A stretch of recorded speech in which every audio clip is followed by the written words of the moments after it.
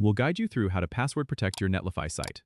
If you find this helpful, consider subscribing and liking the video.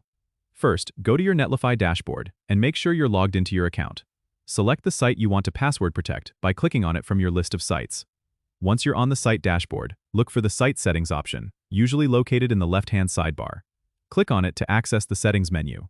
In the Settings menu, you need to find the Access Control section. Here, you'll see an option for password protection. Click on Edit or Enable next to it. Now, you can enter the password you want to use for your site. Make sure it's something secure yet memorable. After entering the password, click Save or Update to apply your changes. With these settings, anyone trying to access your site will need to enter the password you just set up. It's a great way to keep your content private or restrict access until you're ready to share it publicly.